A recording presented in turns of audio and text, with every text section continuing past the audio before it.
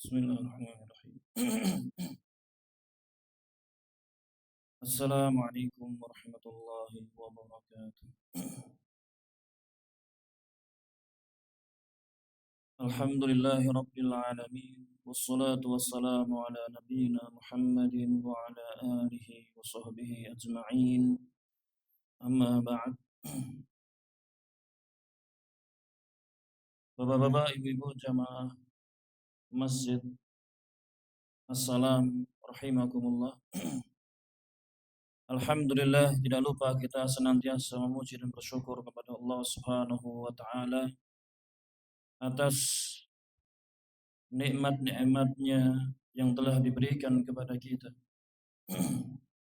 yakni terutama nikmat Allah Subhanahu wa taala mudahkan bagi kita untuk mempelajari. Allah mudahkan bagi kita untuk mempelajari agamanya. Salawat dan salam semoga senantiasa tercurahkan, ditetapkan bagi suri teladan kita Rasulullah Muhammad sallallahu alaihi wasallam, kepada para keluarganya, kepada para sahabatnya, dan juga kepada para pengikutnya sampai yaumul akhir nanti. Jamaah rahimakumullah. Di pertemuan yang lalu, di pekan yang lalu, kita sudah sampai atau kita sudah membaca tentang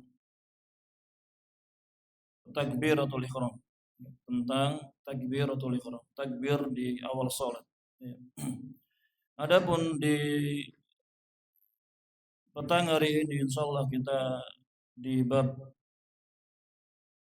raf'ul yadain 'inda takbir, yakni tentang mengangkat kedua tangan ketika bertakbir. Tentang mengangkat kedua tangan ketika bertakbir. Dan ini sebagaimana sudah terbiasa ya. Kita sudah biasa ketika kita bertakbir, maka di takbiratul ihram di awal salat kita mengangkat kedua tangan kita. Dan di pembahasan ini ada beberapa masalah yang akan disampaikan. Yang pertama tentang hukumnya, tentang hukum mengangkat kedua tangan tersebut ketika takbir. Jumhur ahli ilmi, kebanyakan dari para ulama rahimahumullah, ala istihbabi, yakni berpendapat atas disunnahkannya. Disunnahkan untuk mengangkat kedua tangannya ketika bertakbir. Jadi yang menjadi rukun itu takbiratul ihramnya, takbirnya saja. Itu yang rukun di dalam salat. Adapun mengangkat kedua tangannya menurut jumhur ahli ilmi ini hukumnya sunnah. Li fi'lin Nabi sallallahu alaihi wasallam lahu, karena perbuatan dari Nabi sallallahu alaihi wasallam. Ada sebagian para ulama yang mereka berpendapat tentang wajibnya mengangkat tangan ini seperti dari Daud al-Dhahiri, kemudian Imam al-Auza'i wa Ibnu Huzaimah. Warajih, dan yang lebih kuat yang mengatakan al-istihbab, bahwasannya hukum mengangkat kedua tangan ketika bertakbir yakni sunnah, hukumnya sunnah. Kemudian pembahasan yang kedua tentang mengangkat kedua tangan yakni mawadi'ur rafa'. Mawadi'ur rafa'i, tempat-tempat di mana atau kapan mengangkat kedua tangan ini. Kapan disunnahkan untuk mengangkat kedua tangan ini. Sabata fi sunnah, telah sabit di dalam sunnah, yakni arba'atun, ada empat tempat. Empat tempat telah sabit di dalam sunnah Nabi sallallahu alaihi wasallam. Yang pertama yakni 'inda takbiratul ihram, 'inda takbiratil ihram. Ketika takbiratul ihram disunnahkan mengangkat kedua tangannya. Sebagaimana hadis Ibnu Umar radhiyallahu anhu, anna Rasulullah sallallahu alaihi wasallam kana yarfa'u yadayhi hadwa mankibaihi idza iftataha as-salata. Sesungguhnya Rasulullah sallallahu alaihi wasallam beliau mengangkat kedua tangannya sejajar kedua bahunya. Sejajar kedua bahunya idza iftataha as-salat, apabila beliau memulai salat. Berarti ini ketika takbiratul ihram. Beliau mengangkat kedua tangannya ketika takbiratul ihram.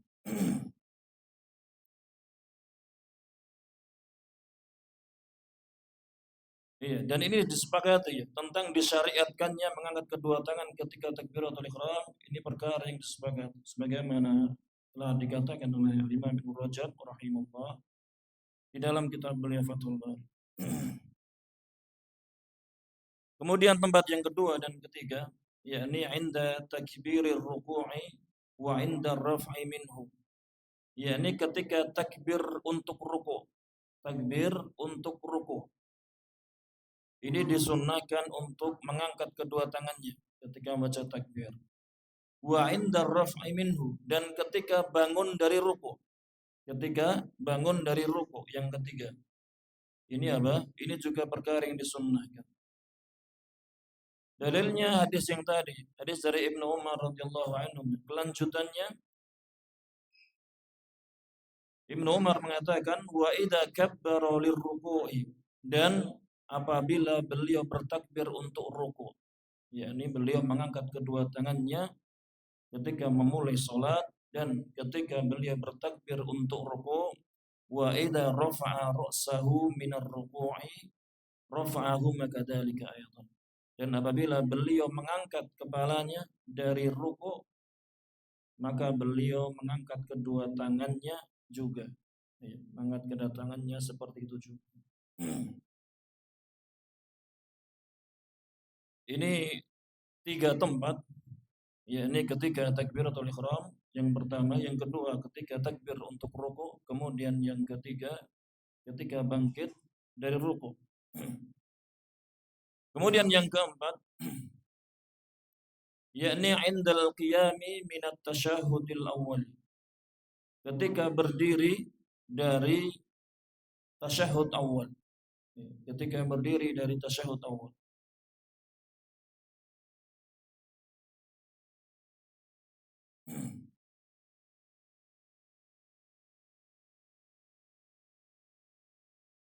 Dan ini dari sahabat Ibnu Umar radhiyallahu anhu juga yang diriwayatkan oleh Imam Bukhari.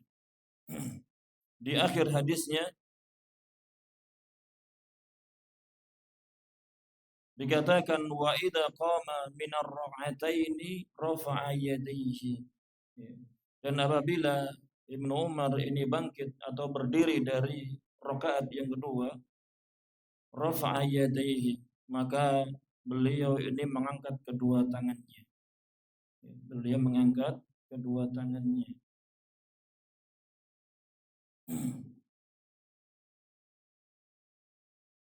Ini 4 tempat. Walaupun di tempat yang keempat ini ada sedikit silang pendapat di kalangan para ulama, akan tetapi yang rajih insyaallah bahwasannya mengangkat kedua tangan ketika berdiri dari tasyahud awal ini perkara yang disunnahkan. Ya, perkara yang disunnahkan. Dan ini pendapat yang dipilih oleh Imam Ibnu Munzir, Al-Imam An-Nawawi dan juga Syekhul Islam Taimiyah rahimahullah. Ini yang kedua. Kemudian yang ketiga, pembahasan yang ketiga.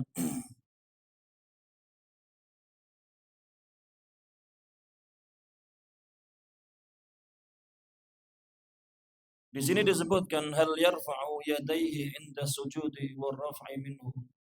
Apakah mengangkat kedua tangannya ketika sujud dan bangkit dari sujud untuk duduk di antara dua sujud? Ya, walaupun ada di sini disebutkan ada silang pendapat di kalangan para ulama. Akan tetapi hadis Ibnu Umar radhiyallahu anhu menyebutkan, Ibnu Umar mengatakan wa kana la yaf'alu dzalika fi sujud.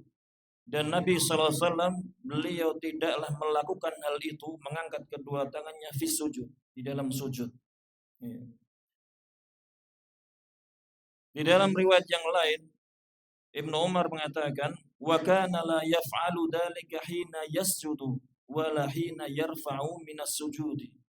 Dan beliau Nabi SAW tidak melakukan itu, mengangkat kedua tangannya hina yasjud, ketika mau sujud. Wala hina, dan tidak juga melakukannya ketika bangkit dari sujud. Maka karena ini walihada dhahaba jumhur para ulama, kebanyakan dari ulama rahimahullah berpendapat tidak disyariatkannya mengangkat kedua tangan ketika sujud maupun bangkit dari sujud. Dan ini yang dirajihkan oleh Imam Ibnu Abdul Bar wa Ibnu Qudamah wa Ibnu Bas wa Ibnu Utsaimin rahimahumullah. Jamaah rahimani wa rahimakumullah. Kemudian masih di raf'ul yadain, mengangkat kedua tangan. Mata yabtadi'ur raf'u fi takbiratul ihram. Kapan mengangkat kedua tangan di takbiratul ihram ini dimulai? Kapan mengangkat kedua tangannya?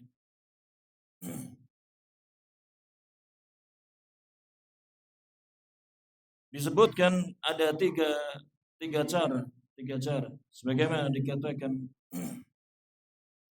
oleh Al-Imam Al-Albani rahimahullah, wal haqqu anna kullan, yang hak bahwasannya semuanya, min hadi sifatis salasi, dari sifat-sifat tata cara yang tiga ini, sunnatun sabitatun anhu sallallahu alaihi wasallam, sunnah yang sabit dari Nabi sallallahu alaihi wasallam. Sifat tersebut yakni yang pertama, sifatul ula, sifat yang pertama, yakni yang ditunjukkan dari hadis Ibnu Umar juga radhiyallahu anhu. Ibnu Umar mengatakan, kana Rasulullah sallallahu alaihi wasallam idza qama lis-salati rafa'a yadayhi hatta takuna hatwa mankibaihi thumma kabbara. Adalah Rasulullah sallallahu alaihi wasallam apabila beliau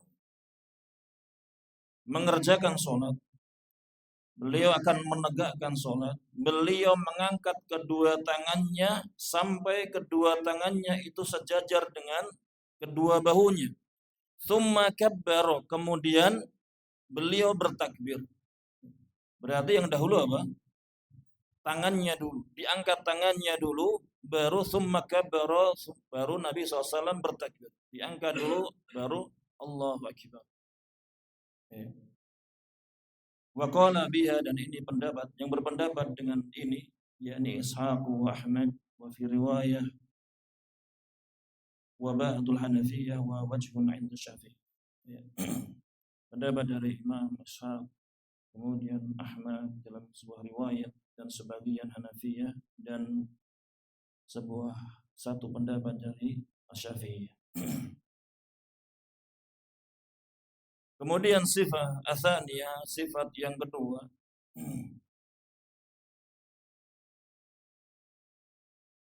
yakni datang dari hadis Malik ibn al-Huwairits.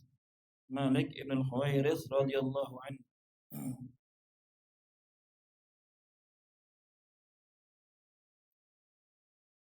Bahwasannya Malik bin Huwairis ini, idza shalla kabbar, apabila beliau salat beliau bertakbir, thumma rafa'a yadayhi, apabila beliau melakukan salat, mengerjakan salat, maka beliau bertakbir, kemudian apa? Baru mengangkat kedua tangannya. Berarti sifat yang kedua ini apa? Bertakbir dulu, membaca takbir dulu, baru mengangkat kedua tangan. Allahu Akbar. Diucapkan takbir dulu, baru diangkat kedua tangan.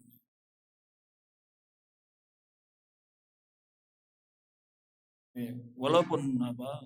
Ini hadis riwayat Imam Muslim rahimahullah. Walaupun berkata Al-Hafidz Ibnu Hajar rahimahullah, Hajar mengatakan, walam ara, dan aku tidak melihat seseorang ahli ilmi yang qala yang dia berpendapat bitaqdimi takbir ala rafa, yang berpendapat mendahulukan takbir daripada mengangkat kedua tangannya. Akan tetapi hadis ini hadis yang sahih, sehingga sabit, sunnah yang sabit, boleh bagi seorang mendahulukan takbir dulu baru mengangkat kedua tangannya. Bahkan bal huwa qaulun fi mazhabil Hanafiyah. Ini sebuah pendapat dari mazhab Hanafiyah yang memegang pendapatnya.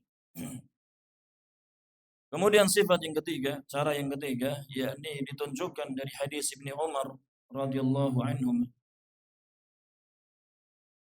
Ibnu Umar mengatakan, "Ra'aitu an-nabiyya sallallahu alaihi wasallam iftataha at-takbira fi as-salati." Aku melihat Nabi sallallahu alaihi wasallam beliau memulai memulai takbir di dalam salat, farrafa'a yadayhi. Maka beliau mengangkat kedua tangannya hina yukabbiru, ketika beliau bertakbir. Beliau mengangkat kedua tangannya hina yukabbir, ketika beliau bertakbir. Mengangkat kedua tangannya ketika beliau bertakbir. Hatta yaj'alahuma hadwa mankibai, sampai menjadikan kedua tangan tersebut sejajar dengan kedua bahunya. Ya. Sifat yang ketiga yakni bareng antara dia mengucapkan takbirnya dengan memulai mengangkat kedua tangannya. Allahu Akbar. Ya, bareng. Wa qala biha Syafi'iyah wal Malikiyah, dan yang memegang pendapat ini yakni Syafi'iyah, mazhab Syafi'iyah dan Malikiyah. Iya, itu tiga sifat yang boleh bagi seorang untuk mengerjakannya. Kadang dengan cara yang pertama, kadang dengan cara yang kedua, kadang dengan cara yang ketiga, maka semuanya sunnah yang sabit. Kemudian pembahasan yang keempat.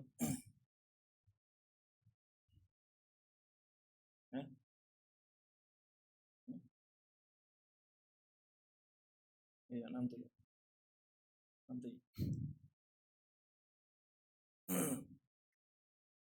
Ya, yang pembahasan yang keempat. Mata yabtadi'ur raf'u fi takbir ruku'. Kapan mulai mengangkat takbir, mengangkat kedua tangan? Kapan memulai mengangkat kedua tangan? Ketika di dalam takbir untuk ruku'. Takbir untuk ruku'.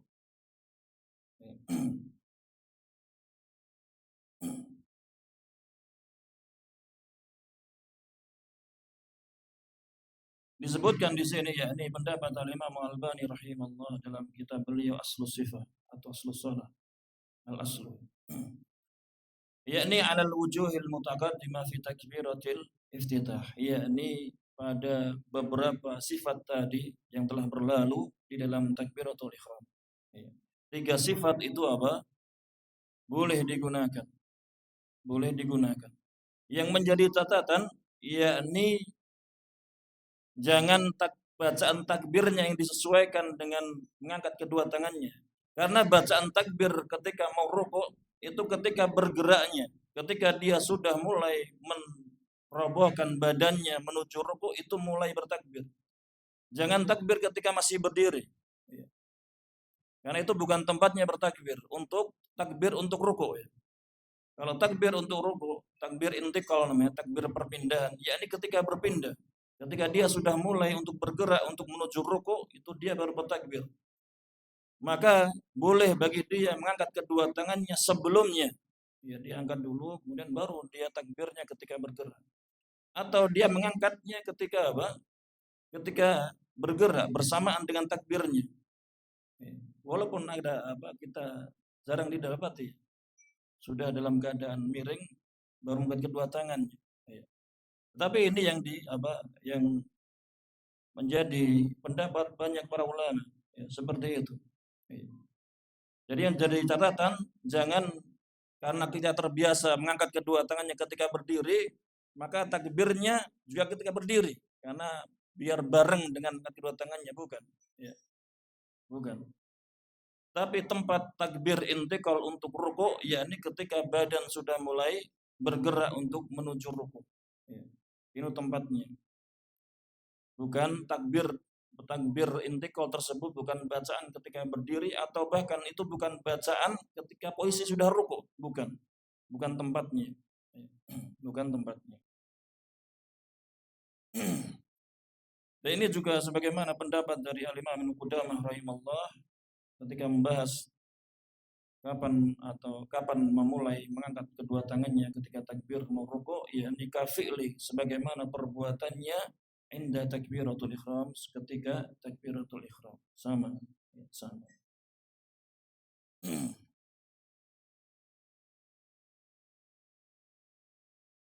Masih lama.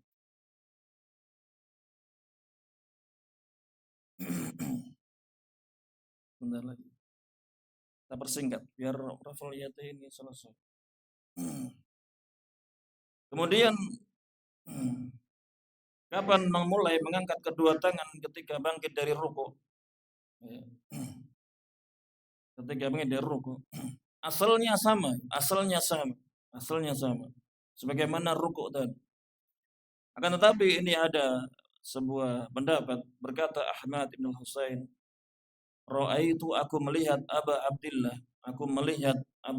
yakni Ahmad bin Hanbal, yakni Imam Ahmad bin Hanbal, idza rafa'a ra'sahu minar ruku', apabila beliau bangkit atau mengangkat kepalanya dari ruku' untuk menuju i'tidal, la yarfa'u yadayhi hatta yastatimma qa'iman." Tidaklah beliau mengangkat kedua tangannya sampai beliau sempurna berdirinya, dalam keadaan berdiri. Sampai belum dalam keadaan berdiri baru mengangkat kedua tangannya. Akan tetapi yang jadi catatan, ucapan sami Allahu liman hamidah itu dibaca ketika dalam pergerakan tadi, bergerak dari rukuk menuju i'tidal, itu dibaca sami Allahu liman hamidah. Sami Allahu liman hamidah itu bukan bacaan i'tidal, tapi bacaan ketika bergerak dari rukuk menuju i'tidal. Kemudian sifatul asabi' inda rafa, yakni sifat jari-jari ketika mengangkat kedua tangannya. Abi Hurairah radhiyallahu anhu mengatakan, kana Rasulullah sallallahu alaihi wasallam idza dakhala fi sholati, apabila beliau masuk ke dalam salat, rafa'a yadayhi maddan, maka beliau mengangkat kedua tangannya dengan maddan, dipanjangkan, tidak dilipat jarinya, dipanjangkan, tidak digenggam tapi dipanjangkan. Ya, dipanjangkan. Ya.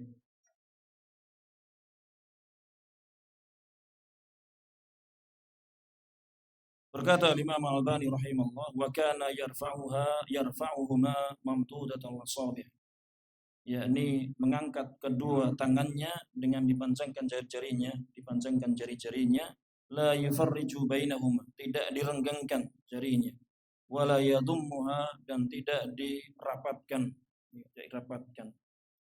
Ini perkataan Ini pendapat Syekh Al-Albani rahimahullah. Jadi biasa saja, biasa. Walaupun ada ya sebagian dari ulama kita rahimahullah bahwasannya asal dalam sholat itu jari itu dalam keadaan dirapatkan. Asalnya semua gerakan di dalam sholat asalnya dalam keadaan dirapatkan, kecuali dalam keadaan rukuk, ketika kita menyentuh menggenggam lutut kita. Asalnya itu kaidahnya. Yang penting jangan digenggam saja ketika salat, atau jangan agak tekuk.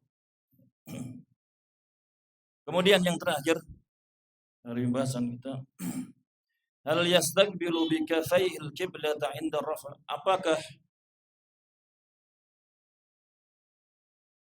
kedua telapak tangannya ini menghadap ke kiblat ketika mengangkat kedua tangannya? Apakah menghadap kiblat?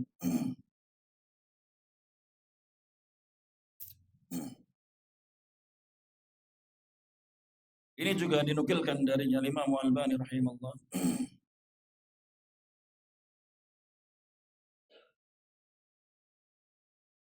Yang mana beliau mengatakan bahwasannya menghadapkan ke kiblat di dalam mengangkat kedua tangan ini apa?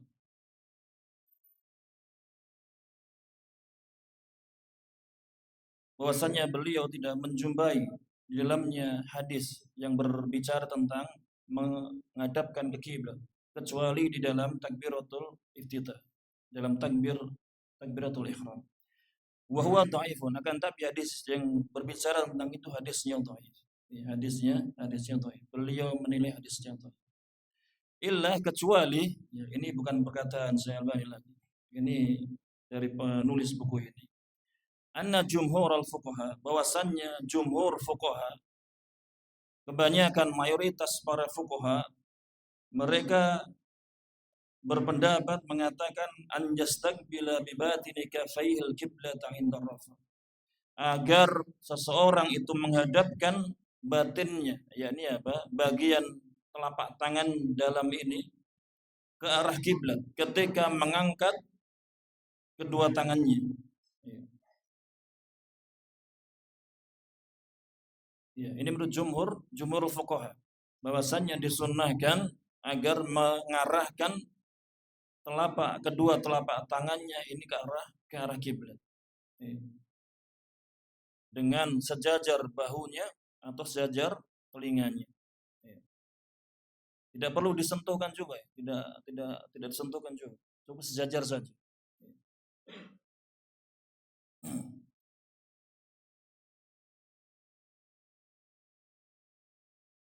Dan ini pendapat dari Al-Imam An-Nawawi rahimahullah, beliau menyebutkan wa yustahabbu an yakuna kafahu ilal qiblati inda rafa, dan disunnahkan agar agar kedua telapak tangannya itu menghadap kiblat ketika mengangkat kedua tangan.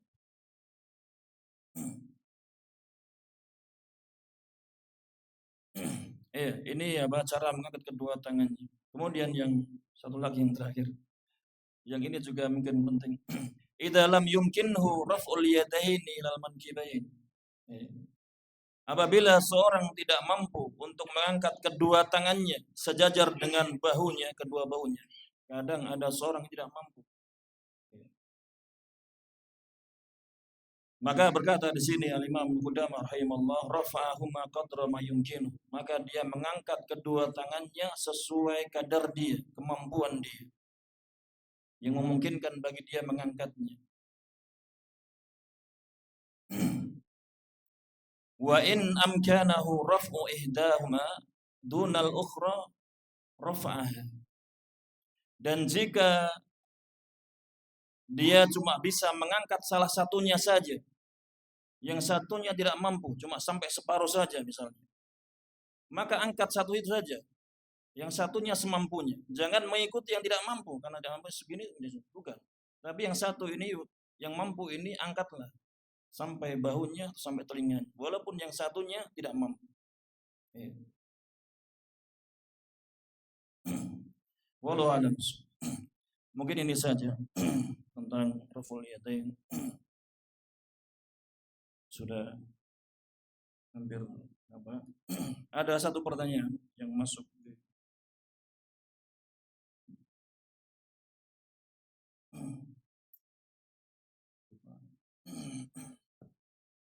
Iya, ada satu pertanyaan yang masuk lewat ya. Yakni kalau sholat berjamaah ketinggalan satu rakaat. Jadi ada seorang berjamaah dan ketinggalan satu rakaat. Begitu imam selesai salam di rakaat akhir, imam salam, dia ikut salam, lupa. Dia lupa tidak menambah satu rakaat, dia ikut salam. Maka itu bagaimana? Apakah mengulang sholat lagi, apa nambah sholat satu rakaat saja?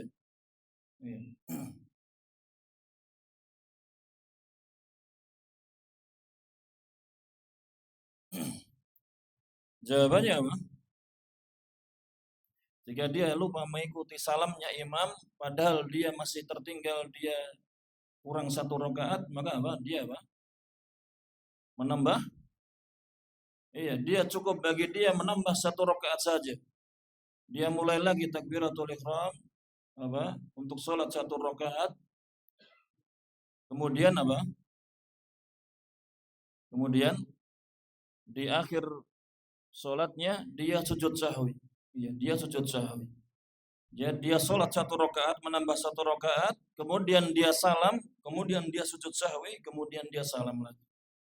Ya. Yang rajih salam sujud sahwinya setelah salam. Karena apa? Karena dia telah menambah satu gerakan, menambah gerakan yakni apa? Mengucapkan salam. Ya. Dia telah menambah salam sehingga apa? Sujud sahwinya setelah salam. Sebagaimana Nabi SAW pernah apa? Terlupakan. Beliau melakukan sholat 4 rakaat tetapi apa? Beliau sholat di tasyahud awal di rakaat kedua beliau salam sehingga apa? Kurang 2 rakaat. Maka beliau pun menambah 2 rakaat, kemudian salam, kemudian sujud sahwi, kemudian salam. Kemudian salam. Wallahu a'lam. Ini saja.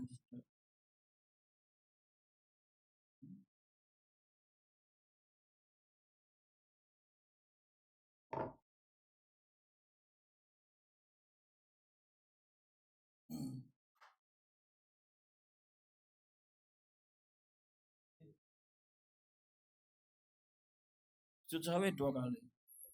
2 kali. Bacaannya sama seperti sujud. Allahu Akbar, subhana rabbiyal a'la, kemudian Allahu Akbar. Dan Allah.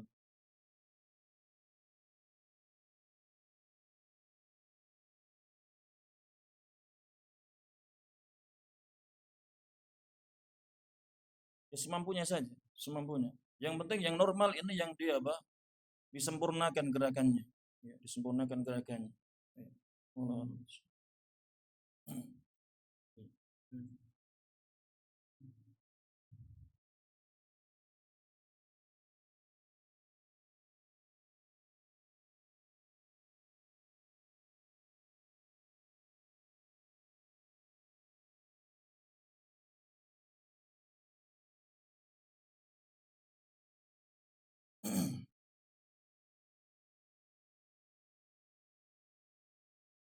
Bagaimana kalau sujud dahi atau wajah ketutup kopi? Wajah ketutup kopi ya. Dahinya ya, mungkin dahinya ketutup kopi ya sehingga apa menghalangi lantai atau menghalangi karpet. Oh, kalau putri ketutup kerudung ya bisa. Sah mboten sih salatnya. Ya, kalau ditanya sah atau tidak. Sebenarnya sujud, ketika sujud itu kan yang diperintahkan apa? Kita untuk bersujud agar bersujud di atas 7 apa?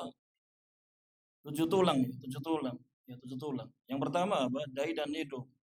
Kemudian yang kedua tangannya, kemudian telapak tangannya ke 4, 5 itu kedua lututnya, 6, 7 yakni apa? Jarinya, apa kakinya. Ya. Dan kalau seandainya dia ketika sujud harus langsung, tidak boleh ada alas, tidak boleh ada yang menghalanginya, maka susah. Nanti lututnya harus dibuka juga nanti. Bagaimana lututnya dibuka? Membuka aurat. Ya. Membuka aurat. Ya. Ya, tidak melazimkan, tidak lazimkan. Jadi jangan tersibukkan dengan membuka apa menyibak rambutnya yang gondrong kemudian apa disibak biar apa tidak menghalangi sujudnya. Enggak perlu, enggak perlu. Biarkan saja. Ya, biarkan saja. Wallahu a'lam.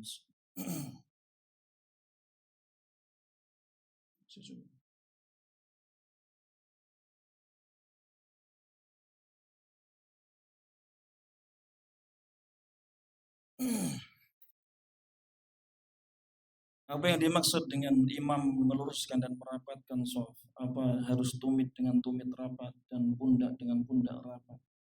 Atau asal yang penting tidak berjauhan meski agak longgar sedikit? Ya.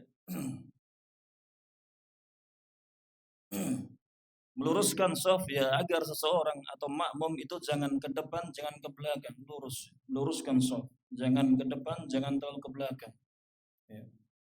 Maka hendaknya yang perlu diperhatikan kalau ada seorang yang sholat pakai kursi, karena ada lihat orang pakai kursi.